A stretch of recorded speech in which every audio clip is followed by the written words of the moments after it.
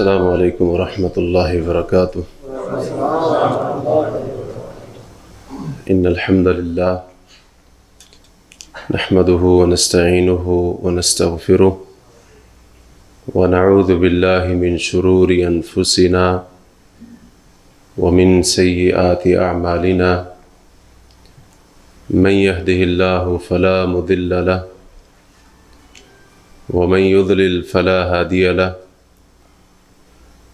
اشہد ان لا الہ الا اللہ وحدہ لا شریک لہ واشہد ان محمدا عبدہ ورسولہ یا ایہا الذین آمنوا اتقوا اللہ حق تقاتہ ولا تموتن الا وانتم مسلمون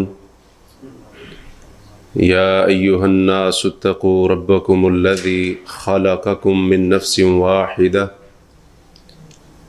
وخلق منها زوجها وبث منهما رجالا كثيرا ونساء واتقوا الله الذي تساءلون به والأرحام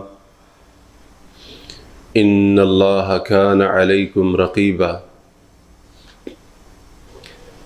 يا أيها الذين آمنوا اتقوا الله وقولوا قولا سديدا يصلح لكم أعمالكم ويغفر لكم ذنوبكم ومن يطع الله ورسوله فقد فاز فوزا عظيما أما بعد فإن خير الحديث كتاب الله وخير الهدي هدي محمد صلى الله عليه وسلم وشر الأمور محدثاتها وكل محدثة بدعة وكل بدعة ضلالة وكل ضلالة في النار اللهم صل على محمد وعلى آل محمد كما صليت على إبراهيم وعلى آل إبراهيم إنك حميد مجيد اللهم بارك على محمد وعلى آل محمد كما باركت على إبراهيم وعلى آل إبراهيم إنك حميد مجيد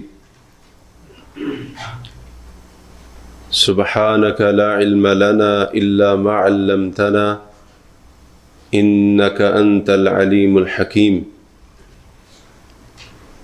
رب اشرح لي صدري ويسر لي أمري واحلل عقدة من لساني يفقه قولي اللهم انفعنا بما علمتنا وعلمنا ما ينفعنا وارزقنا علما تنفعنا به اعوذ باللہ من الشیطان الرجیم بسم اللہ الرحمن الرحیم سبحان الذي أسرى بعبده ليلا من المسجد الحرام إلى المسجد الأقصى الذي باركنا حوله لنريه من آياتنا إنه هو السميع البصير وقال الله تعالى في مقام آخر لقد رأى من آيات ربه الكبرى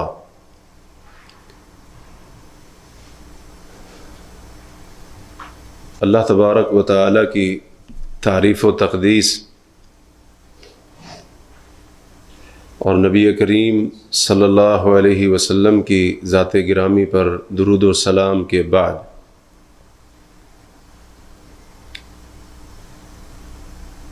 جس مہینے سے ہم گزر رہے ہیں یہ رجب کا مہینہ ہے جو اسلامی اور ہجری سال میں 7واں مہینہ ہے۔ اس مہینے کا مقام اور مرتبہ یہ ہے کہ یہ ان 4 مہینوں میں سے ایک ہے جن 4 مہینوں کو اللہ تعالیٰ نے تعظیم اور حرمت والا بنایا ہے۔ خصوصاً ہمارے ملکوں میں اس مہینے کے آغاز سے ہی لوگ بہت ساری بدعات اور رسومات پر عمل کرنے کی کوشش کرتے ہیں۔ ان بدعات کا اور ان رسومات کا دین اسلام کے ساتھ قطعاً کوئی تعلق نہیں ہے۔ جہاں پر یہ سب ہوتا ہے وہیں رجب کے مہینے کے بارے میں عوام الناس میں بہت ساری باتیں مشہور اور معروف ہیں۔ انہی میں سے ایک بات جو رجب کے مہینے کے بارے میں لوگوں میں کافی مشہور ہے کہ لوگ سمجھتے ہیں کہ ماہ رجب کی 27ویں شب کو رسول اللہ صلی اللہ علیہ وسلم کو معراج کرایا گیا، اسی لیے 27 رجب کی رات کو شب معراج کا نام دے کر بہت ساری بدعات اور نئے نئے کام لوگ کرتے ہیں، کیونکہ وہ یہی سمجھتے ہیں کہ یہ وہی رات ہے جس رات کو رسول اللہ صلی اللہ علیہ وسلم معراج پر تشریف لے گئے تھے۔ نبی کریم صلی اللہ علیہ وسلم کا معراج پر جانا یہ برحق ہے، اس میں کوئی شک نہیں، لیکن جمہور اہل علم کے نزدیک 27 رجب کی رات کو معراج کا ہونا یہ ثابت نہیں ہے۔ اس میں بہت سارے اقوال ہیں، ہم اس تفصیل میں نہیں جانا چاہتے۔ بات عرض کرنے کا مقصد یہ ہے کہ اللہ تبارک و تعالی نے جس وجہ سے اور جس حکمت کے تحت جس مقصد کے لیے رسول اللہ صلی اللہ علیہ وسلم کو معراج کرایا، آج امت کے اکثر لوگوں کو اس مقصد کا پتہ نہیں ہے، اور پھر اس پورے واقعے کے اندر یہ جو نبی کریم صلی اللہ علیہ وسلم کو یہ سفر کرایا گیا، مسجد حرام سے مسجد اقصی تک کا سفر، اور پھر وہاں سے اوپر آسمانوں کا سفر، اور آسمانوں کے اوپر انبیاء سے ملاقات وغیرہ، اس کے اندر مسلمانوں کے لیے، کلمہ پڑھنے والوں کے لیے کیا پیغام تھا؟ اس پورے سفر کے ذریعے امت مسلمہ کو کیا درس اور سبق دیا گیا، کس چیز کی تعلیم دی گئی، اور واقعہ معراج کے تربیتی پہلو کیا تھے، امت کے لیے تربیت کا کیا سامان تھا، آج لوگوں کو یہ پتہ نہیں ہے۔ اللہ تبارک و تعالی نے نبی کریم علیہ الصلاۃ والسلام کو یہ جو معراج کرایا، اس کے پیچھے بڑے عظیم مقاصد تھے، جن میں سے ایک بہت بڑا مقصد اللہ تعالی نے سورۃ بنی اسرائیل کی پہلی آیت میں بیان کیا۔ سبحان الذی اسری بعبدہ لیلا من المسجد الحرام الی المسجد الاقصی الذی بارکنا حولہ، پاک ہے وہ ذات جس نے اپنے بندے محمد الرسول اللہ صلی اللہ علیہ وسلم کو رات کے کچھ ہی حصے میں چلایا، سفر کرایا مسجد حرام سے مسجد اقصی تک، وہ مسجد اقصی جس کے آس پاس ارد گرد ہم نے برکتیں ڈال رکھی ہیں۔ یہ پورا سفر کرانے کا مقصد کیا تھا؟ لِنُرِيَهُ مِنْ آیاتنا، تاکہ ہم اپنے بندے محمد الرسول اللہ صلی اللہ علیہ وسلم کو اپنی قدرت کی بڑی بڑی نشانیاں دکھائیں۔ اور سورۃ النجم میں اللہ تعالی نے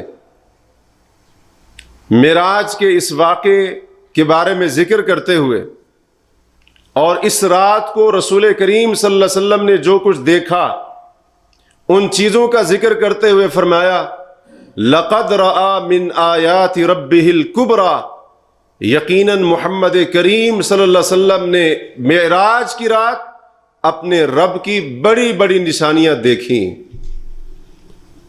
تو یہ ایک بہت بڑا مقصد تھا کہ نبی کریم صلی اللہ علیہ وسلم کو اللہ تعالی اپنی قدرت کی عظیم نشانیاں دکھائے تاکہ رسول اللہ صلی اللہ علیہ وسلم عجائب قدرت کا مشاہدہ کریں۔ اور نبی صلی اللہ علیہ وسلم نے معراج کے اس پورے سفر کے اندر اللہ تعالیٰ کی قدرت کی بہت ساری نشانیاں دیکھیں۔ بذات خود یہ واقعہ معراج اللہ کی قدرت کی عظیم نشانی ہے۔ یہ پورا واقعہ معراج جس کو کہا جاتا ہے، اصل میں اس کے دو حصے ہیں۔ ایک کو کہا جاتا ہے اسراء۔ اسراء کا معنی ہوتا ہے رات کو چلانا، رات کے اندھیرے میں سفر کرانا، اور یہ شروع ہوا مسجد حرام سے، ختم ہوا مسجد اقصی پر۔ دوسرا حصہ ہے معراج۔ معراج کا معنی ہوتا ہے سیڑھی، اور آسمانوں کا سفر، اور آگے پھر جو کچھ آپ صلی اللہ علیہ وسلم نے دیکھا، جو مشاہدہ کیا، اس سب کو معراج کہا جاتا ہے۔ تو اس زمانے میں جب اونٹ گھوڑے کے اوپر سفر ہوتا تھا، اللہ تبارک و تعالی نے اپنی قدرت کاملہ کے ذریعے نبی کریم صلی اللہ علیہ وسلم کو رات کے کچھ حصے میں، پوری رات بھی نہیں، اللہ تعالی نے نہ صرف مسجد اقصی دکھائی بلکہ آپ کو آسمانوں کی سیر بھی کرائی گئی، اور اس کے اندر جنت اور جہنم بھی دکھائی گئی۔ اور پھر نبی علیہ الصلوۃ والسلام صبح فجر سے پہلے پہلے مکہ کے اندر بھی موجود تھے۔ تو اللہ تعالی کی قدرت کی عظیم نشانی بذات خود یہ واقعہ اسراء اور معراج ہے۔ حالانکہ اس زمانے میں جب اونٹ اور گھوڑے پر سفر کیا جاتا تھا، مکہ سے شام تک کا سفر صرف یک طرفہ ایک سائیڈ کا تقریباً 1 مہینہ لگتا تھا۔ 1 مہینہ کم و بیش لگتا تھا اس وقت صرف ایک طرف کا سفر کرنے پر، اور نبی علیہ الصلوۃ والسلام نہ صرف گئے بلکہ واپس بھی آ گئے۔ اس کے علاوہ اللہ کے رسول صلی اللہ علیہ وسلم نے اللہ رب العالمین کی بڑی بڑی نشانیوں کا اور اللہ تعالیٰ کی قدرت کی بڑی بڑی نشانیوں کا آپ نے اس پورے سفر کے اندر مشاہدہ فرمایا، جس کے اندر جنت بھی تھی، جہنم بھی تھی، اور آپ نے حضرت جبریل کو ان کی اصلی شکل کے اندر دیکھا کہ وہ بہت بڑی مخلوق، جب آپ صلی اللہ علیہ وسلم نے ان کو ان کی حقیقی شکل میں دیکھا تو فرمایا گویا کہ پورے آسمان کا جو خلا ہے وہ ان سے بھر گیا۔ 600 پر حضرت جبریل کے، اور اس کے علاوہ سدرۃ المنتہا کو دیکھا جو 6 آسمان سے شروع ہوتی ہے اور پھر اس کی شاخیں 7ویں آسمان پر ہے۔ اس کے جو پھل تھا، اس کا بیر، اس کے جو تھے بیری کا درخت سدرۃ المنتہا، بڑے مٹکے جتنا اس کا پھل، ہاتھی کے کان جیسے اس کے پتے، اور وہاں پر سونے کی ٹریاں یا سونے کے پروانے موجود تھے۔ رسول اللہ صلی اللہ علیہ وسلم کے اوپر اللہ نے وحی کی، اور اس کے علاوہ اور بھی بہت ساری نشانیاں اللہ کے رسول صلی اللہ علیہ وسلم نے معراج کی رات اللہ کی قدرت کی نشانیاں دیکھیں اور ان کا مشاہدہ فرمایا۔ تو یہ ایک بہت بڑا مقصد تھا۔ دوسرا بڑا مقصد معراج کا رسول کریم صلی اللہ علیہ وسلم کی نبوت و رسالت کی صداقت کی دلیل ہے معراج، کہ آپ واقعی اللہ کے سچے پیغمبر اور سچے رسول ہیں۔ وہ اس طرح سے کہ رسول اللہ صلی اللہ علیہ وسلم جب واپس تشریف لائے تو آپ نے مکہ کے مشرکین کو، کفار قریش کو کچھ نشانیاں بھی بتائیں، جیسا کہ بخاری و مسلم کی احادیث ہیں، دیگر احادیث ہیں، ان کے اندر اس کی تفصیل ملتی ہے۔ اللہ کے رسول صلی اللہ علیہ وسلم فرماتے ہیں جب میں معراج سے واپس آیا، یعنی اس رات کی صبح تھی، تو میں ایک جگہ تھوڑا سا غمگین ہو کر بیٹھا تھا، اور اس کی وجہ یہ تھی کہ ان کو کیسے بتاؤں کہ جو رات گزری ہے اس رات میں یہ سب کچھ ہوا ہے۔ اچانک وہاں سے اللہ کا دشمن ابو جہل گزرا، مجھے تھوڑا سا پریشان دیکھ کر وہ میرا مذاق اڑانے کے لیے بیٹھ گیا، کہنے لگا محمد کیا کوئی نئی وحی آئی ہے، کوئی نئی بات ہے؟ میں نے کہا ہاں۔ کہا کیا ہوا؟ میں نے بتایا کہ میں اس طرح سے مسجد اقصیٰ بھی گیا اور اللہ تعالیٰ نے مجھے آسمانوں کی سیر بھی کرائی اور یہ سب کچھ ہوا ہے۔ ابو جہل بڑا حیران ہوا، کہا کہ اچھا رات کے کچھ حصے میں گئے بھی صحیح، اور صبح پھر آپ ہمارے درمیان مکہ میں بھی ہے، ایسا ہوا ہے؟ کہا جی ایسا ہوا ہے۔ ابو جہل کو موقع مل گیا، کیونکہ وہ تو موقع تلاش کرتے تھے نبی کریم علیہ الصلوۃ والسلام کو طعن و تشنیع کا نشانہ بنانے کے لیے۔ اس نے کہا آپ کی قوم کو بلاؤں، مکے کے لوگوں کو بلاؤں، ان کے سامنے یہ بات کریں گے؟ کہا کروں گا۔ اس نے آواز دی، سب آ گئے۔ آپ نے جب یہ بتایا تو راوی کہتے ہیں ان میں سے بعض نے اپنے منہ پر ہاتھ رکھ لیا، بعض نے اپنے ماتھے پر، پیشانی پر ہاتھ رکھ لیا، یعنی ان کے نزدیک نعوذ باللہ من ذالک یہ سب سے بڑا جھوٹ تھا، یہ سب سے بڑا جھوٹ تھا۔ اور وہ گویا کہ حیران ہو گئے کہ اتنا بڑا جھوٹ بھی نعوذ باللہ من ذالک بندہ بول سکتا ہے۔ اس حیرانی کی کیفیت میں بعض کا منہ اپنے ہاتھ پر اور بعض کا ہاتھ اپنے منہ پر اور بعض کا ہاتھ اپنی پیشانی پر تھا۔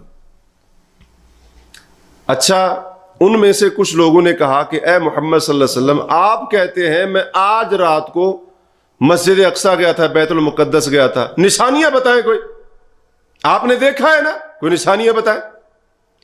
اب ان میں سے کچھ لوگوں نے شام کا سفر کیا ہوا تھا، بیت المقدس دیکھا ہوا تھا، انہوں نے کہا کچھ نشانیاں بتائیں تاکہ ہمیں بھی تو پتہ چلے کہ واقعی آپ وہاں پر گئے ہیں۔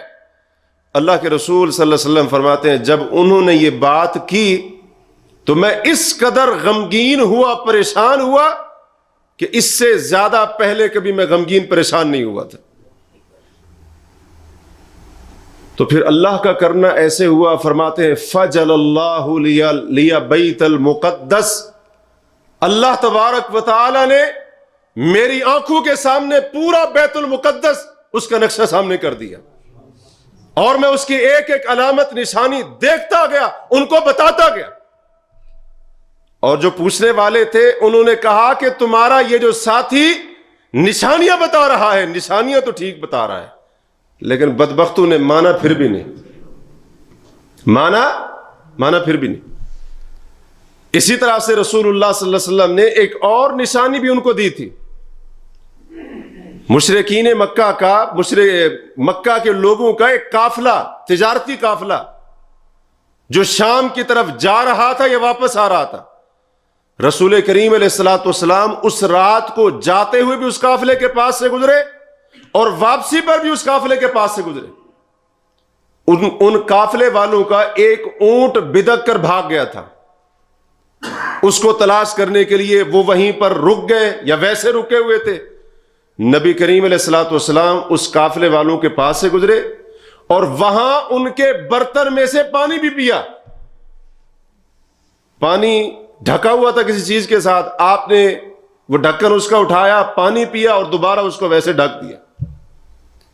اللہ کے رسول صلی اللہ علیہ وسلم نے یہ نشانی بھی بتائی کہ تمہارا فلاں قافلہ فلاں جگہ پر ٹھہرا ہوا ہے، اونٹ ان کا ایک بھاگ گیا تھا، اور ساری نشانیاں بتائیں، لیکن اس کے باوجود وہ ماننے کے لیے تیار نہ ہو۔ تو یہ نبی کریم علیہ الصلوۃ والسلام کی نبوت کی صداقت کی بہت بڑی دلیل تھی، بڑی عظیم دلیل تھی، کیونکہ یہ آپ صلی اللہ علیہ وسلم کا عظیم معجزہ ہے اور اس کے اندر آپ صلی اللہ علیہ وسلم کی فضیلت بھی ہے، آپ کی شان بھی ہے، مقام اور مرتبہ بھی ہے۔ اللہ تعالی نے یہ معجزہ عطا کر کے نہ صرف آپ کی نبوت اور رسالت کو سچ ثابت کیا، بلکہ اس معجزے کے ذریعے اللہ تعالی نے آپ کے مقام کو اور دنیا والوں کے سامنے آپ کی شان کو بھی بیان کر دی۔ اور یہ معجزہ صرف نبی کریم صلی اللہ علیہ وسلم کو ملا ہے۔ پہلے انبیاء بھی آئے، اللہ نے ان کو بڑے بڑے معجزے دیے، لیکن یہ معجزہ ہمارے نبی کے علاوہ کسی اور نبی کو نہیں ملا ہے۔ اللہ تعالیٰ نے یہ آپ کو خاصہ عطا کیا، یہ آپ کی خصوصیات میں سے ہے کہ تمام نبیوں اور پیغمبروں میں سے محمد الرسول اللہ صلی اللہ علیہ وسلم وہ عظیم شخصیت ہیں جن کو اللہ تعالیٰ نے معراج کی شکل میں یہ عظیم معجزہ عطا فرمایا۔ اور پھر اس رات کو نبی کریم علیہ الصلوۃ والسلام کو یہ اعزاز حاصل ہوا، دنیا کے لوگوں کے سامنے آپ کا مقام بیان کیا گیا کہ بیت المقدس میں اللہ تعالی نے تمام نبیوں کو جمع کر دیا، امام محمد الرسول اللہ تھے، مقتدی تمام انبیاء اور رسول تھے۔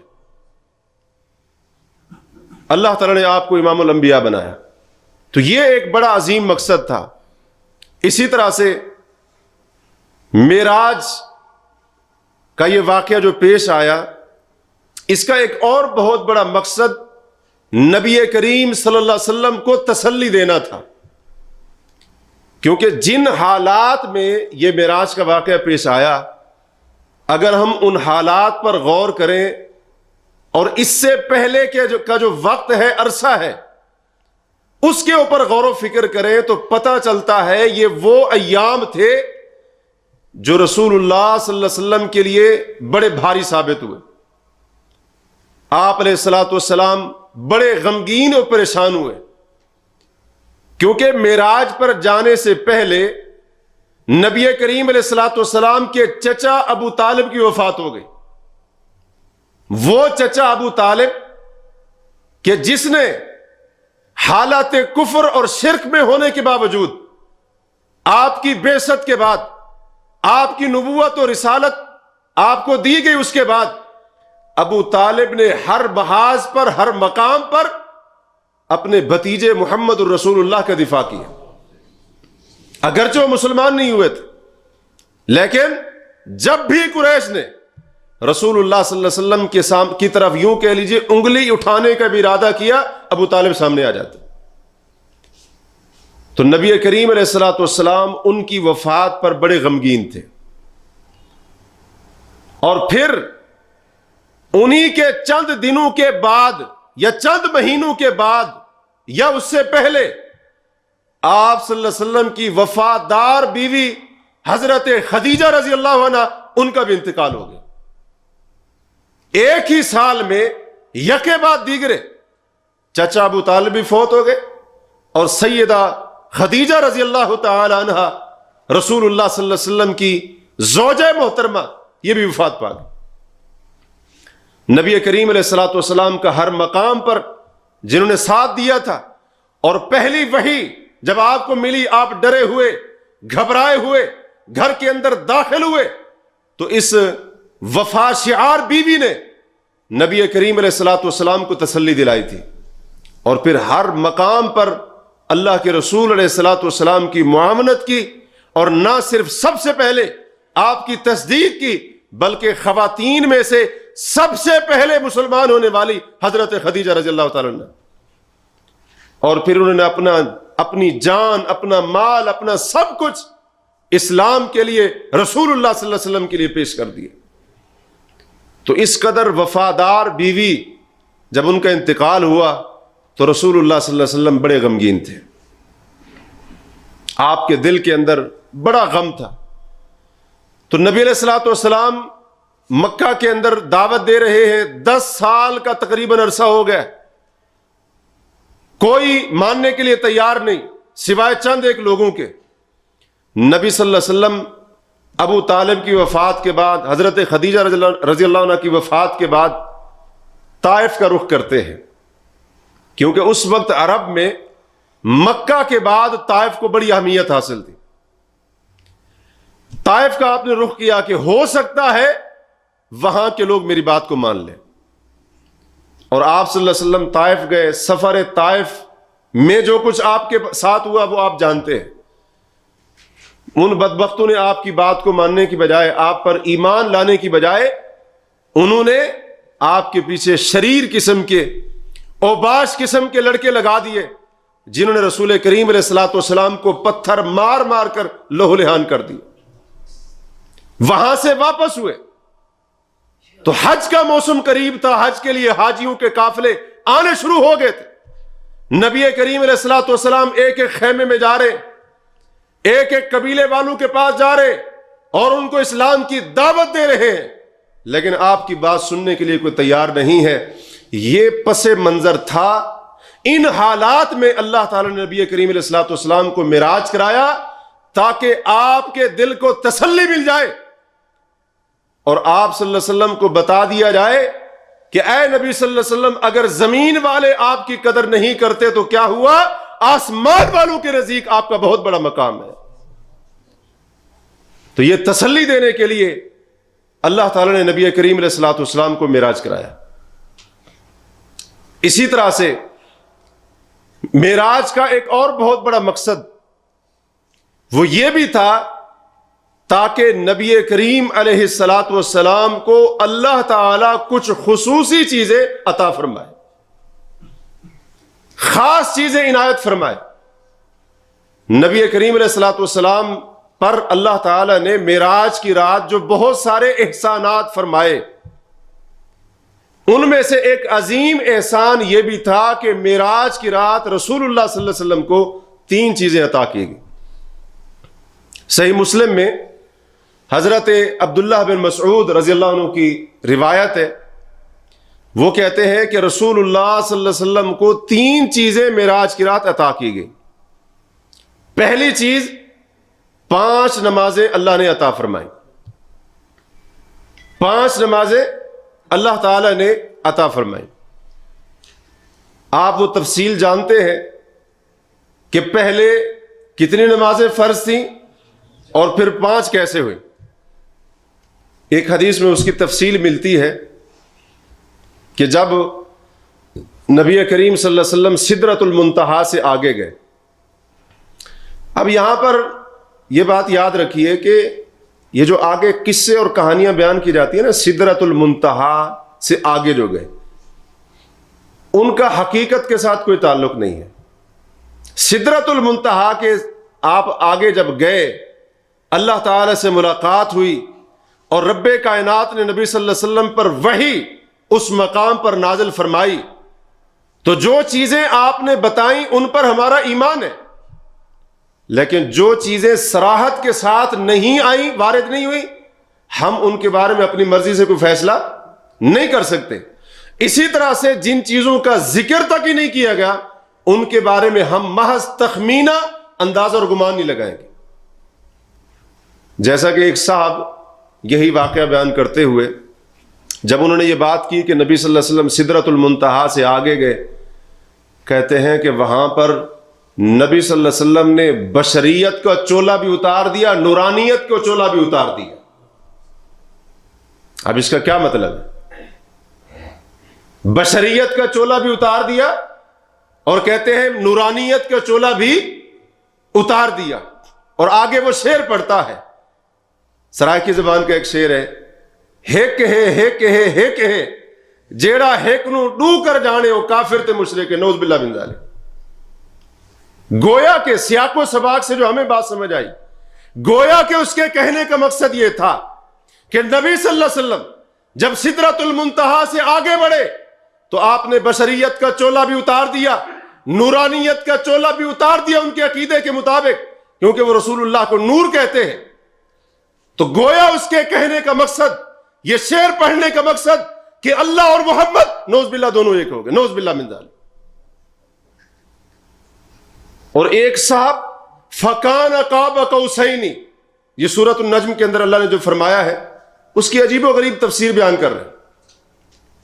ایسی تفسیر بیان کر رہے ہیں کہ سننے والے کو یہ لگ رہا ہے گویا کہ وہ یہ کہنا چاہ رہے ہیں اللہ تبارک و تعالی نبی کریم علیہ الصلوۃ والسلام سے گلے ملا، نعوذ باللہ من ذالک.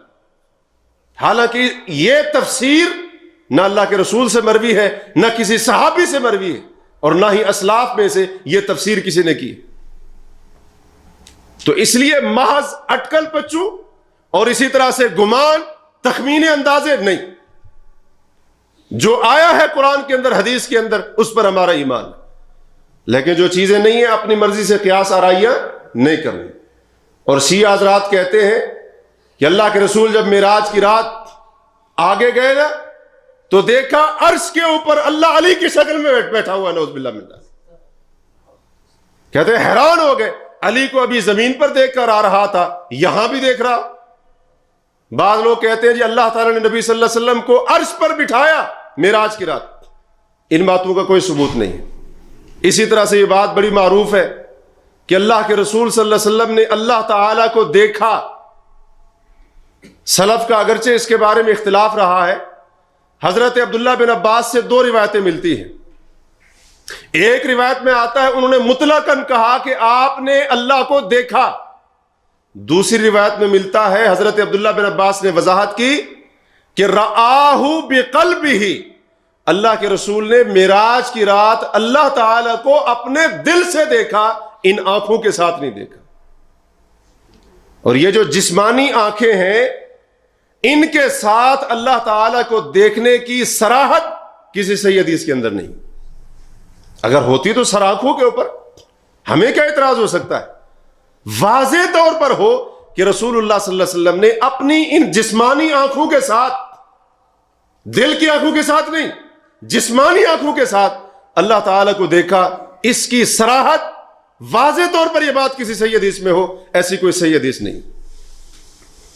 اور خود رسول اللہ صلی اللہ علیہ وسلم سے جب پوچھا گیا ہل رأیت ربک، کیا آپ نے اپنے رب کو دیکھا تھا؟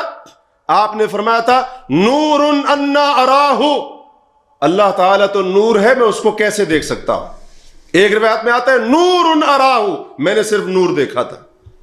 اگر واضح طور پر نبی صلی اللہ علیہ وسلم نے اللہ تعالیٰ کو معراج کی رات دیکھا تھا تو بتانے میں کیا حرج تھا؟ آپ واضح طور پر بتا دیتے. تو اس لیے اکثر سلف کے نزدیک یہی بات زیادہ قوی اور ثابت ہے کہ نبی کریم علیہ الصلوۃ والسلام نے معراج کی رات ان جسمانی آنکھوں کے ساتھ اللہ تعالیٰ کو نہیں دیکھا. کیونکہ قیامت کے دن سب اہل ایمان، جن میں سب سے اونچا درجہ محمد الرسول اللہ کا ہے صلی اللہ علیہ وسلم، وہ اللہ تعالیٰ کا دیدار کریں گے. لیکن دنیا میں کوئی آنکھ اللہ کو نہیں دیکھ سکتی ہے. دنیا میں کوئی آنکھ اللہ تعالیٰ کو نہیں دیکھ سکتی ہے. اور اس میں نبی صلی اللہ علیہ وسلم کی کوئی توہین یا گستاخی نہیں ہے. دلائل کی روشنی میں جو بات ثابت ہوگی اسی کے مطابق عقیدہ بنایا جائے گا. تو اب اللہ تعالیٰ نے اس مقام پر جو نبی صلی اللہ علیہ وسلم کو وحی کی، وہ تین چیزیں تھیں. پہلی چیز کیا تھی؟ 5 نمازیں. اب ان نمازوں کی فرضیت کا جو واقعہ ہے، تفصیل دوسری حدیث میں ملتی ہے کہ رسول اللہ صلی اللہ علیہ وسلم پر جب اللہ تعالیٰ نے 50 نمازیں فرض کیں، آج ہمارے لیے 5 پڑھنا مشکل ہو چکا ہے، 5 کا وقت نہیں ملتا. تو ذرا سوچئے اللہ کا کتنا بڑا احسان ہے کہ اس رب نے پہلے 50 تھیں، پھر کم کرتے کرتے 5 کر دی. اور اگر اللہ تعالیٰ 50 ہی برقرار رکھتا تو ہمیں 50 پڑھنی پڑتی. 5 نمازوں کے لیے 1 گھنٹہ آج مسلمان سے نہیں نکلتا ہے. 1 گھنٹے کا وقت 24 گھنٹوں میں سے 5 نمازیں پڑھنے کے لیے نکالنے کے لیے تیار نہیں. تو ذرا سوچئے اگر 50 فرض ہوتی تو 24 گھنٹے میں کتنے گھنٹے لگتے؟ سوچئے ذرا. تو اللہ تعالیٰ کے بہت بڑا احسان، نبی صلی اللہ علیہ وسلم 50 نمازوں کی فرضیت کا حکم لے کر واپس ہو رہے ہیں. حضرت موسیٰ علیہ السلام سے ملاقات ہوئی. حضرت موسیٰ علیہ السلام نے پوچھا اے محمد صلی اللہ علیہ وسلم، اللہ نے کس چیز کا حکم دیا؟ کہا کہ اللہ تعالیٰ نے میری امت پر 50 نمازیں فرض کی ہیں. حضرت موسیٰ علیہ السلام نے کہا کہ اے محمد کریم صلی اللہ علیہ وسلم، میں بنی اسرائیل کے اندر، اپنی قوم کے اندر بڑا عرصہ رہا ہوں، اور میں نے ان کے ساتھ بڑا تجربہ کیا ہے، میرا ان کے بارے میں بہت زیادہ تجربہ ہے، اور بعض روایتوں میں آتا ہے میری امت پر، میری قوم پر 2 فرض تھیں، وہ 2 نہیں پڑھتے تھے، آپ کی امت 50 نہیں پڑھ سکے گی، اللہ کے پاس جائیں اور تخفیف کا سوال کریں۔ نبی صلی اللہ علیہ وسلم گئے، اللہ سے گزارش کی، اللہ نے 5 کم کر دی۔ اس سے ایک بات ثابت ہوئی کہ نبی کریم علیہ الصلوۃ والسلام مختار کل نہیں ہے۔ مختار کل کا معنی ہے، جیسا کہ ہمارے بعض بھائیوں نے یہ عقیدہ بنا رکھا ہے کہ اللہ تعالیٰ نے نبی صلی اللہ علیہ وسلم کو ہر چیز کا اختیار دے رکھا ہے۔ کہ اگر آپ کو ہر چیز کا اختیار تھا جی، تو کیا ضرورت تھی اس بات کی کہ آپ اللہ کے پاس جاتے اور 5 نمازیں کم کراتے؟ جب اللہ نے آپ کو ہر چیز کا اختیار دے رکھا تھا تو آپ خود کم کر لیتے۔ اور اس سے یہ باطل عقیدہ بھی رد ہو رہا ہے۔ لوگ کہتے ہیں جی نبی ہر جگہ حاضر ناظر ہے۔ پیچھے اگر نبی ہر جگہ حاضر ناظر ہے تو پھر مسجد اقصی کیا کرنے گئے تھے؟ وہاں پر تو پہلے سے موجود تھے۔ حاضر کا کیا معنی؟ موجود ہے، پہلے سے ہر جگہ موجود ہے۔ ناظر کا معنی سب کچھ دیکھ رہے۔ بھی اگر نبی ہر جگہ حاضر ناظر ہے تو جیسے مکہ میں تھے ویسے بیت المقدس میں تھے۔ ہر جگہ حاضر ناظر کا یہی معنی ہوگا نا۔ اگر نبی ہر جگہ حاضر ناظر ہے تو جیسے زمین پر تھے ویسے آسمانوں پر بھی موجود تھے۔ سفر کرنے کا کیا مقصد؟ ایک جگہ سے دوسری جگہ وہی جاتا ہے نا۔ جس جگہ کا ہم سفر کر رہے ہیں، جہاں سے ہم سفر کر رہے ہیں، اس کا مطلب یہ ہم وہاں پر موجود ہیں۔ جس جگہ پر جا رہے ہیں اس کا مطلب وہاں پر ہم موجود، اس لیے تو وہاں جا رہے ہیں۔ عجیب و غریب لوگوں نے عقیدے گھڑ رکھے ہیں اور پتہ نہیں کہاں سے باتیں لے کر آ جاتے ہیں۔ اگر نبی حاضر ناظر ہے تو پھر موسیٰ علیہ السلام کے پاس آنا، پھر واپس جانا 5 نمازیں معاف کرانے کے لیے، تو اس کا کیا معنی بنتا ہے؟ اگر ایسے ہی تھا تو اللہ کے رسول صلی اللہ علیہ وسلم کو واپس جانے کی ضرورت، اور واپس جانے سے پہلے معراج پر جانے کی ضرورت نہیں تھی، کیونکہ جب آپ مکے میں ہیں، آپ شام میں بھی ہیں، بیت المقدس میں بھی ہیں، آپ زمین پر ہیں تو آپ آسمانوں کے اوپر بھی ہیں۔ ہر جگہ حاضر ناظر کا یہی معنی ہے نا۔ تو یہ عقیدہ بھی باطل ثابت ہوتا ہے۔ تو خیر، نبی صلی اللہ علیہ وسلم گئے، اللہ نے 5 کم کر دی۔ حضرت موسیٰ علیہ السلام نے پھر مشورہ دیا۔ حدیث طویل ہے، بات کو مختصر کرتے ہیں۔ 9 مرتبہ حضرت موسیٰ نے مشورہ دیا اور 9 مرتبہ رسول اللہ صلی اللہ علیہ وسلم گئے اللہ تعالیٰ کے پاس درخواست لے کر۔ 50 سے اللہ نے 5 کم کرتے کرتے صرف 45 باقی رکھی، اور 5 باقی رکھی، 45 کم کر دی۔ جب 5 رہ گئی، حضرت موسیٰ علیہ السلام نے تب بھی کہا تھا ایک بار پھر جائیں، ایک بار پھر جائیں۔ آپ نے فرمایا موسیٰ اب رب کے سامنے جانے میں حیا آتی ہے۔ جو اللہ نے فیصلہ کر دیا میں اس کے اوپر راضی ہوں، اور جو اللہ نے 5 نمازیں دے دی ہیں میں اس اللہ کے حکم کو تسلیم کرتا ہوں۔ آپ 5 نمازیں لے کر لوٹے تو اللہ تبارک و تعالیٰ کی طرف سے، جیسا کہ ایک حدیث میں آتا ہے، اللہ تعالیٰ کی طرف سے یہ ندا آئی کہ اے محمد صلی اللہ علیہ وسلم لا یبدل القول لدی، مجھ رب کے ہاں جو بات ایک بار ہو جاتی ہے وہ تبدیل نہیں ہوتی۔ انہا 5 وہی 50، یہ تعداد میں 5 ہے، لیکن اگر آپ کی امت یہ 5 پڑھے گی ہمارے ہاں اجر 50 کا لکھا جائے گا، ہمارے ہاں بات تبدیل نہیں ہوتی۔ تو یہ 5 نمازیں اللہ تبارک و تعالی نے نبی کریم علیہ الصلوۃ والسلام کو معراج کی رات عطا فرمائی۔ دوسری چیز، حضرت عبداللہ بن مسعود فرماتے ہیں جو آپ صلی اللہ علیہ وسلم کو دی گئی وہ ہے سورۃ البقرہ کی آخری آیتیں، آمن الرسول بما انزل الیہ آخر تک۔ یہ 2 آیتیں اللہ تعالیٰ نے آپ صلی اللہ علیہ وسلم کو معراج کی رات عطا فرمائی۔ اور تیسری چیز، نبی صلی اللہ علیہ وسلم کو یہ بشارت دی گئی، خوشخبری دی گئی کہ آپ کا جو امتی اس حالت میں فوت ہوگا کہ اللہ کے ساتھ شرک نہیں کرتا ہوگا، اللہ تعالیٰ اس کے کبیرہ گناہوں کو معاف کر دے گا۔ تو یہ 3 چیزیں بالخصوص رسول اللہ صلی اللہ علیہ وسلم کو معراج کی رات عطا کی گئی۔ یہ جو واقعہ اسراء اور معراج ہے، اس کے مقاصد کے بارے میں تھوڑی سی ہم نے بات کی اب آتے ہیں اس چیز کی طرف کہ اس پورے واقعے میں بحیثیت امت ہمارے لیے کیا پیغام ہے، کیونکہ اصل چیز تو یہی ہے نا، اصل چیز یہی ہے کہ ہمیں یہ دیکھنا ہے کہ اللہ تعالی نے اس واقعے اسراء اور معراج کے ذریعے ہم مسلمانوں کو کیا نصیحت کی، ہمیں کیا کرنے کا حکم ہے اور کس چیز سے بچنے کا حکم ہے۔ مقصد تو کچھ اور تھا، لوگ کچھ اور کر رہے ہیں، جو کچھ نہیں کرنا چاہیے تھا وہ کر رہے، اور جو کرنا چاہیے تھا اس کا پتہ ہی نہیں ہے۔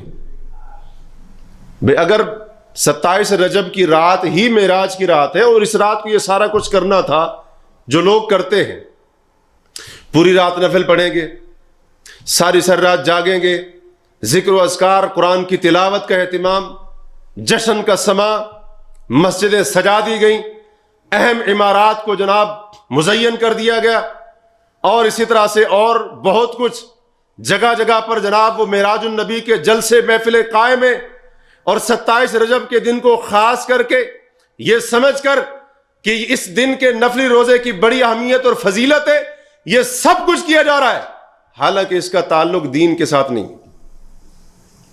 عجیب بات ہے، جو صاحب معراج ہے، جو معراج پر گئے تھے، انہوں نے ان میں سے کوئی بھی کام نہیں کیا، حالانکہ ان کے معراج سے واپس آنے کے بعد اگر مان لیا جائے 27 رجب کی رات ہی شب معراج ہے، تو یہ رات نبی علیہ الصلوۃ والسلام کی زندگی میں ایک سے زیادہ مرتبہ آئی، تقریباً کوئی 10-12 مرتبہ یہ رات رسول اللہ صلی اللہ علیہ وسلم کی زندگی میں آئی۔ اگر اس رات کو خاص کر کے کوئی عبادت کرنی تھی اور 27 کے دن کو خاص کر کے نفلی روزے کی کوئی اہمیت تھی، بڑا ثواب تھا، تو نبی صلی اللہ علیہ وسلم کم از کم 1 سال تو ایسا کرتے نا، کسی سال تو صحابہ کو بتاتے نا، کسی سال صحابہ کرام نبی علیہ الصلوۃ والسلام کے معراج پر جانے کے جشن کے طور پر نہ صرف مسجد نبوی کو بلکہ پورے مدینے کو سجاتے، لیکن ایسا کچھ ثبوت نہیں ملتا ہے، کیونکہ اللہ تعالیٰ کے ہاں اصل مقصد یہ نہیں تھا کہ اس رات کو یاد رکھا جائے، اصل مقصد تھا جو معراج کا پیغام ہے اس کو یاد رکھا جائے اور اس پر عمل کیا جائے۔ اب جو اصل مقصد نہیں تھا لوگ اس کے پیچھے پڑے ہوئے، اور جو اصل مقصد نہیں تھا اس کا پتہ ہی نہیں، اس کے بارے میں جانتے نہیں۔ معراج کی رات نبی علیہ الصلوۃ والسلام نے جو کچھ دیکھا، یا اللہ تعالیٰ نے جو کچھ عطا کیا آپ صلی اللہ علیہ وسلم کو، اس میں ہمارے لیے سب سے بڑا پیغام یہ ہے کہ اے امت محمد صلی اللہ علیہ وسلم کے لوگوں، تم نے توحید کے اوپر قائم رہنا ہے، توحید کو اختیار کرنا ہے، اور شرک جیسے کبیرہ گناہ سے اجتناب کرنا ہے۔ یہ معراج کا سب سے بڑا پیغام ہے، کیونکہ رسول اللہ صلی اللہ علیہ وسلم کو یہ چیز عطا کی گئی۔ حضرت عبداللہ بن مسعود کی حدیث آپ نے سنی، فرماتے وَغُفِرَ لِمَن مَّاتَ مِنْ أُمَّتِي لَا يُشْرِكُ بِهِ شَيْئًا الْمُقْحِمَاتِ، کہ رسول اللہ صلی اللہ علیہ وسلم کا وہ امتی جو اس حال میں مرے گا اللہ کے ساتھ کسی کو شریک نہیں ٹھہراتا ہوگا، اللہ تعالیٰ نے آپ کے اس امتی کے بڑے بڑے گناہوں کو بخشنے کا وعدہ کیا ہے۔ یہ پیغام ہے معراج کا، یہ نصیحت ہے، یہ بڑا عظیم درس ہے معراج کا۔ یہ معراج توحید کا درس دیتا ہے، شرک سے اجتناب کا سبق سکھاتا ہے، لیکن افسوس کا مقام یہ ہے امت مسلمہ کی وہ اکثریت جو آج 27 رجب کو شب معراج سمجھ کر جناب جاگنے کا، عبادات کا اہتمام کر رہی ہے، انہی کی اکثریت شرک جیسے کبیرہ گناہ کے اندر مبتلا ہے۔ اصل پیغام نہیں سمجھا ہے، اصل مقصد نہیں سمجھا ہے۔ اللہ تبارک و تعالی نے اس معراج کے ذریعے امت محمد کو کیا تعلیم دی اس کا پتہ ہی نہیں۔ یہ معراج کا سب سے عام اور سب سے بڑا پیغام تھا، لیکن آج امت مسلمہ کی اکثریت معراج کے اس سب سے بڑے اور اہم پیغام کو بھول چکی ہے، اور بھولے کیوں نہ، کیونکہ قوم کے بڑے بڑے علامہ عوام کو یہ پٹی پڑھا چکے ہیں، سرکار کی امت شرک نہیں کر سکتی۔ کیا کہتے ہیں؟ سرکار کی امت بھائی یہ بھی تو سرکار کو ہی کہا جا رہا ہے نا. یہ کس کو کہا گیا تھا کہ آپ کا جو امتی, کس کا امتی؟ حضرت موسیٰ کا امتی, جی حضرت عیسیٰ کا امتی. اللہ کے رسول کو کہا گیا صلی اللہ علیہ وسلم کہ آپ کا جو امتی اس حال میں مرے گا اللہ کے ساتھ شرک نہیں کرتا ہوگا. معنی یہ ہے سرکار کی امت بھی شرک کر سکتی. اللہ کو چھوڑ کر غیر اللہ کی عبادت مسلمان کرے, پھر بھی کہے کہ میری توحید پر کوئی فرق نہیں آیا. خالق کائنات کو چھوڑ کر جگہ جگہ ماتھا رگڑ رہا ہو, جگہ جگہ جو ہے نا وہ سجدے کر رہا ہو, اور اسی طرح سے درباروں, مزاروں, قبروں کے اوپر اللہ کا دیا ہوا جانور بطور نذرانہ چڑھاوا اللہ کے اس نیک بندے کو راضی کرنے کے لیے ذبح کر رہا ہو, اور پھر بھی اس کی توحید پر کوئی فرق نہ آئے, پھر بھی یہ کہے کہ میں پکا موحد, میں شرک نہیں کر رہا ہوں. عجیب منطق ہے, عجیب فلسفہ ہے. سرکار کی امت شرک نہیں کر سکتی ہے. یہ سرکار کو کہا گیا ہے کہ آپ کا جو امتی حالت توحید میں مرے گا, موحد ہو کر مرے گا, مشرک ہو کر نہیں مرے گا, اللہ اس کے بڑے بڑے گناہوں کو معاف کر دے گا. شرط یہ ہے کہ اس کے نام اعمال میں شرک جیسا گناہ نہ ہو. باقی بڑے بڑے گناہ ہوئے اللہ چاہے گا تو معاف کر دے گا. یہ معراج کا سب سے بڑا درس اور سب سے عظیم سبق ہے. جھوٹے قصے کہانیاں جناب وہ جیسے کہتے ہیں نا ہمارے مرچ مثال لگا کر بیان کریں گے. یہ بھی کبھی بتایا عوام کو کہ معراج کی رات جو کچھ دیا گیا اس کے اندر ہمارے لیے کیا عبرت اور نصیحت ہے. اور پھر شرک آپ جانتے ہیں کہ یہ کس قدر بھیانک جرم ہے, کس قدر بڑا گناہ ہے. یہ اس قدر بڑا گناہ ہے کہ اللہ تبارک و تعالی اس بندے کو معاف نہیں کرے گا جو بندہ حالت شرک میں مر جاتا ہے. یہ قرآن کا فیصلہ, ان اللہ لا یغفر ان یشرک بہ ویغفر ما دون ذلک لمن یشاء. بے شک اللہ تعالی اس چیز کو کبھی معاف نہیں کرے گا کہ اس کے ساتھ کسی کو شریک ٹھہرایا جائے, اور اس کے علاوہ اللہ تعالی جس کے چاہے گا جو گناہ چاہے گا معاف کر دے گا. لیکن اللہ شرک کو کبھی معاف نہیں کرے گا. اور اس کے علاوہ آپ جانتے ہیں, آپ نے کئی بار یہ سنا ہے کہ جو بندہ شرک کرتا ہے اس کے سارے گناہ برباد, اس کی ساری نیکیاں تباہ ہو جاتی, تمام اعمال اس کے برباد ہو جاتے ہیں. لئن اشرکت لیحبطن عملک, اگر آپ نے شرک کیا تو آپ کے تمام عمل برباد اور ضائع ہو جائیں گے, ساری نیکیاں تباہ ہو جائیں گی, ساری باتیں ضائع ہو جائیں گی. یہ شرک وہ کبیرہ گناہ ہے کہ رسول اللہ صلی اللہ علیہ وسلم قیامت کے دن جب شفاعت کریں گے تو اپنے اس امتی کی سفارش نہیں کریں گے جو مشرک ہوگا, موحد نہیں ہوگا. آج رسول اللہ صلی اللہ علیہ وسلم کی شفاعت کی بات کی جاتی ہے, سفارش کی بات کی جاتی ہے. اللہ کی قسم ہمارا ایمان ہے کہ نبی صلی اللہ علیہ وسلم قیامت کے دن سفارش کریں گے. ہم مانتے ہیں اللہ کے رسول کی شفاعت برحق ہے, لیکن ہمارا یہ بھی ایمان ہے کہ یہ شفاعت صرف موحدین کا حق ہے. جو مشرک ہے, جو در در پر جھکنے والا ہے اور اللہ کے ساتھ شرک کرنے والا ہے, محمد الرسول اللہ اس بدبخت کی سفارش نہیں کریں گے. اور یہ بات ہم نہیں کہہ رہے, یہ بات رسول اللہ نے خود ارشاد فرمائی. مسند احمد کی ایک حدیث ہے, ویسے اصل اس کی بخاری اور مسلم کے اندر ہے. مسند کی روایت کے الفاظ یوں ہیں, آپ نے فرمایا وَأُعْطِيتُ الشَّفَاعَةَ, اللہ نے مجھے شفاعت عطا فرمائی ہے. فَهِيَ نَائِلَةٌ, یہ میری سفارش اس بندے کو پہنچے گی, میری شفاعت کا حقدار وہ ہوگا لِمَن مَاتَ مِنْ أُمَّتِي لَا يُشْرِكُ بِاللَّهِ شَيْئًا. میری شفاعت کا حقدار میرا وہ امتی ہوگا جو اس حال میں مرا جو اللہ کے ساتھ کسی کو شریک نہیں کرتا تھا. یہ کون فرما رہے ہیں؟ یہ سرکار فرما رہے ہیں. یہ بھی تو نبی صلی اللہ علیہ وسلم کی حدیث ہے نا. آپ نے خود بتا دیا جو مشرک ہو کر میرا امتی, کیا مطلب؟ نبی کا امتی بھی شرک کر سکتا ہے.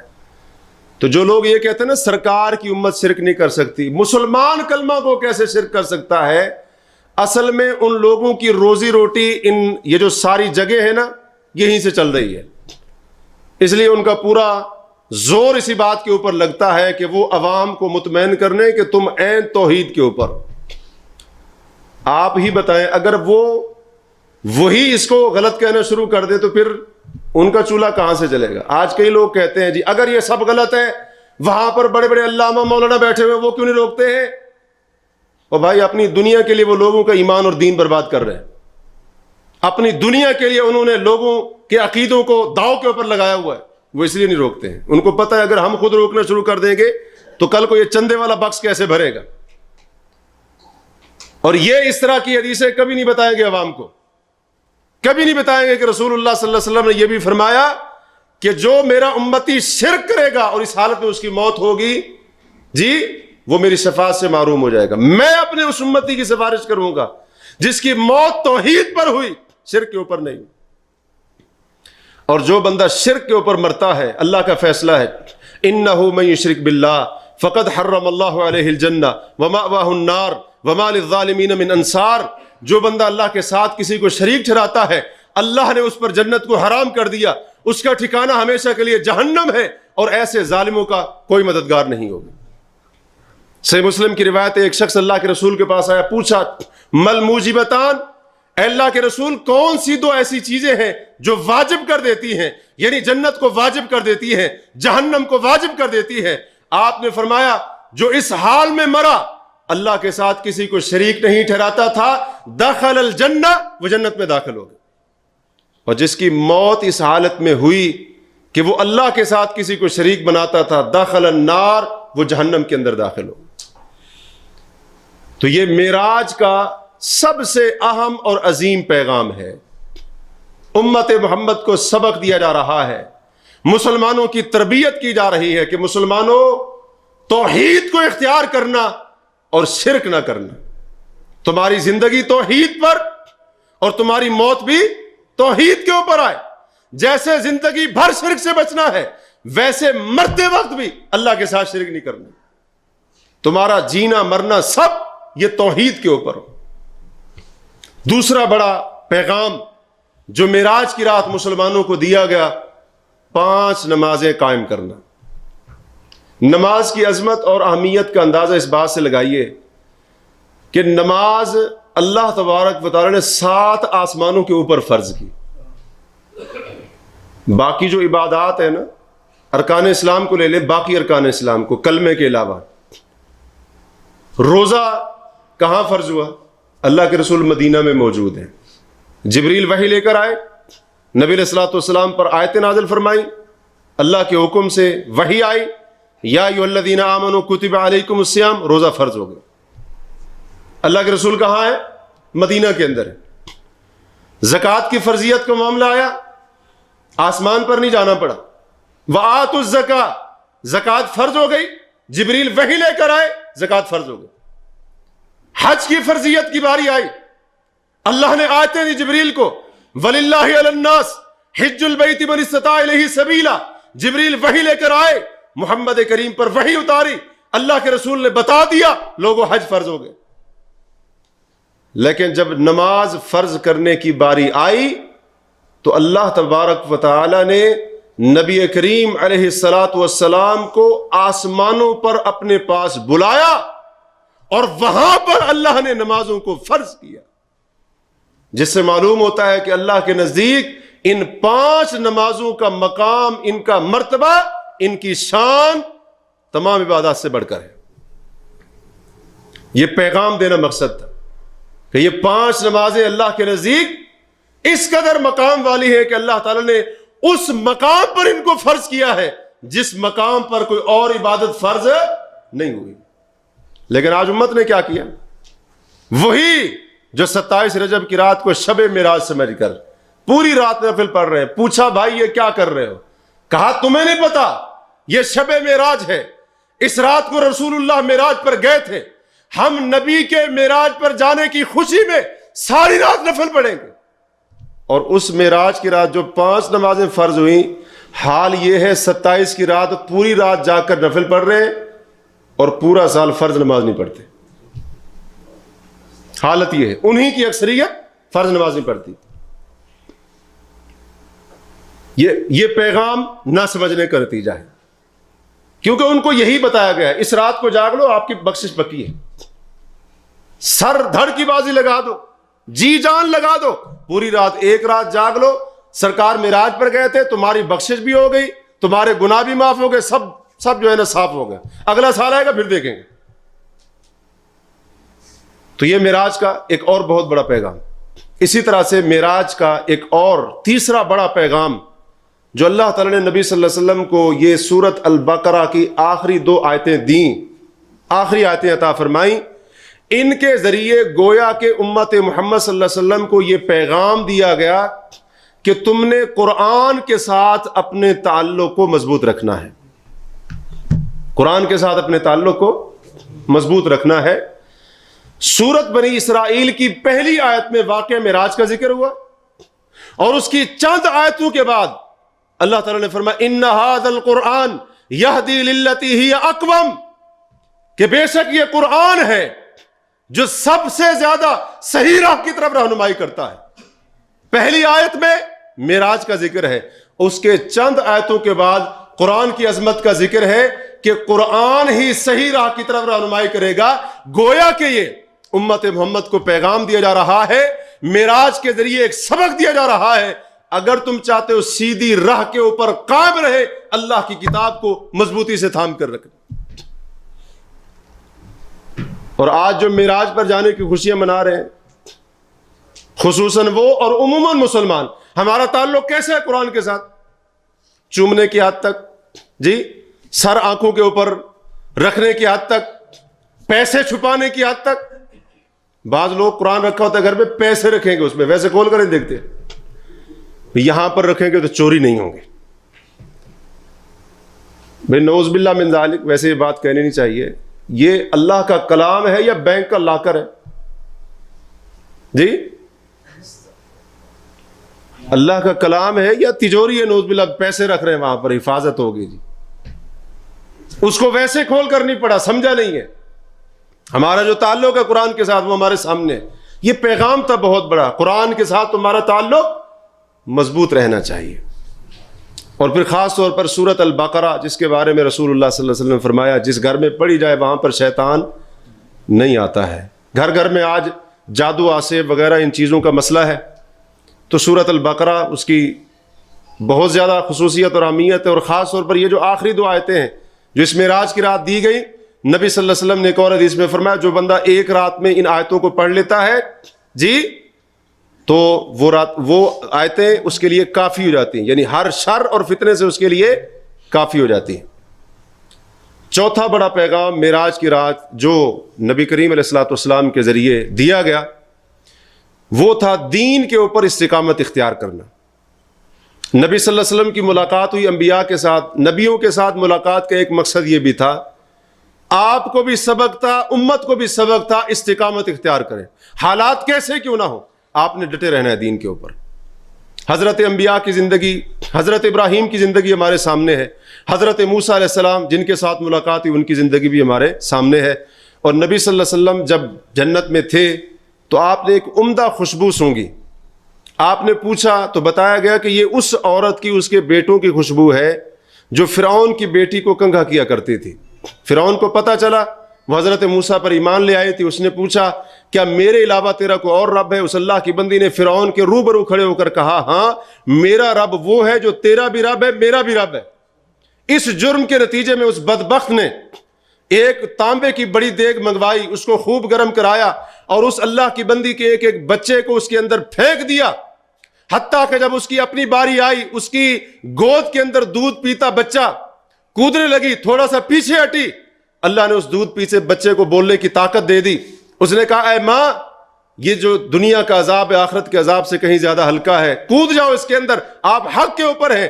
وہ اللہ کی بندی اپنے چھوٹے سے بچے سمیت اس کے اندر کود گئی, جان دے دی لیکن دین نہیں چھوڑا. تو یہ استقامت کا درس دیا گیا. اس کے علاوہ معراج کے ذریعے ایک اور پیغام یہ بھی دیا گیا کہ جو شراب ہے وہ فطرت کے خلاف ہے اور یہ گمراہی اور ضلالت کا باعث ہے. نبی علیہ الصلوۃ والسلام کے سامنے 2 پیالے لائے گئے, ایک کے اندر دودھ تھا ایک کے اندر شراب تھی, آپ نے دودھ کو اختیار کیا.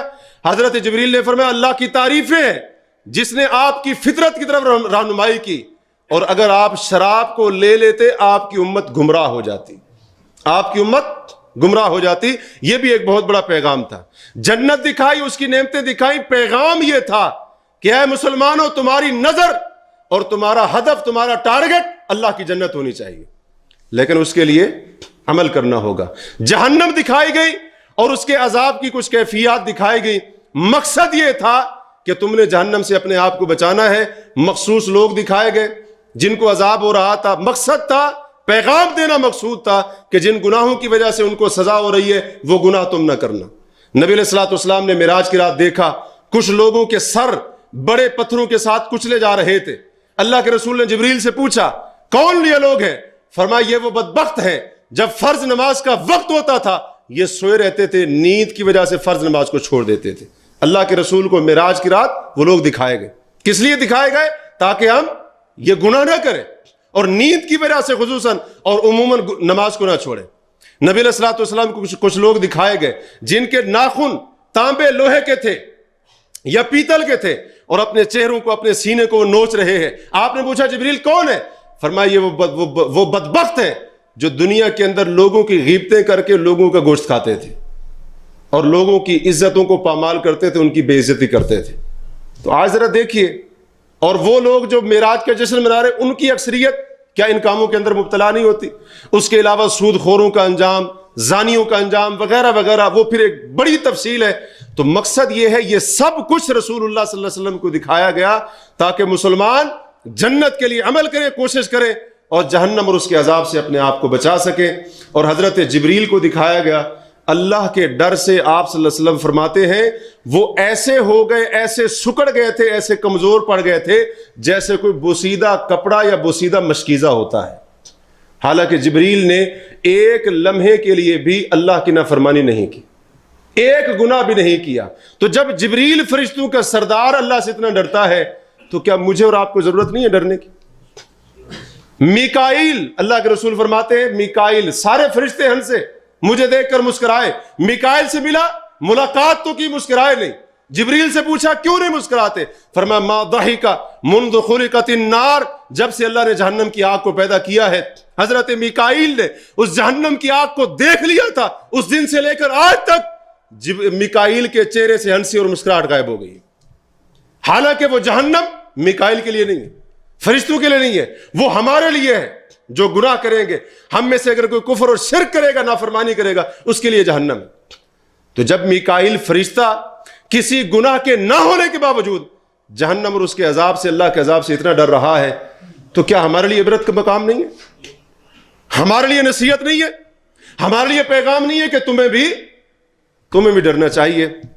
تو اللہ تعالیٰ سے دعا ہے کہ اللہ تبارک و تعالی ہمیں اس واقع اسراء اور معراج کے جو مقاصد ہیں ان کو سمجھنے کے بعد اس واقعے کے ذریعے اللہ تعالیٰ نے جو ہمیں پیغام دیا ہے اور جو ہمیں نصیحت دی گئی ہے, جو کچھ سکھایا گیا ہے, اللہ تعالیٰ ہمیں ان نصیحتوں کے اوپر اور ان اسباق اور دروس کے اوپر عمل کرنے کی توفیق عطا فرمائے. اللہ تبارک و تعالیٰ ہمیں معراج کے مقاصد اور پیغام کے اوپر پوری زندگی عمل کرتے رہنے کی توفیق عطا فرمائے. اقول قولی ھذا واستغفر اللہ لی ولکم سبحانک اللہم وبحمدک اشہد ان لا الہ الا انت استغفرک واتوب الیک.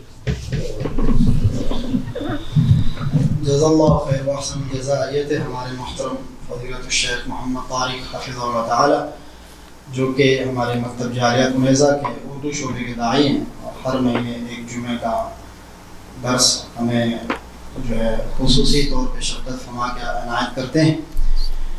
آج کا موضوع جیسا کہ آپ احباب نے سنا, واقعہ معراج کے سفر اور اس کے جو اغراض و مقاصد تھے, اور اسی کے ساتھ ساتھ ہمارے معاشرے میں پائی جانے والی رجب کے حوالے سے جو بدعات ہیں ان کا ذکر تھا.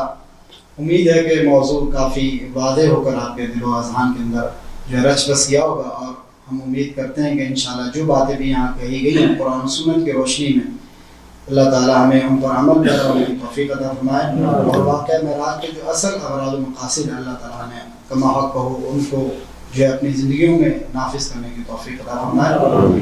جزاک اللہ.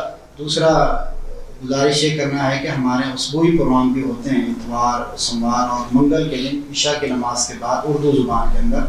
تو وہ احباب کے جو عشاء کے بعد فارغ ہوتے ہیں اور ان کے پاس کوئی مصروفیت نہیں ہے, تو ان سے خصوصی درخواست ہے کہ ان پروگراموں میں بھی تشریف لایا کریں.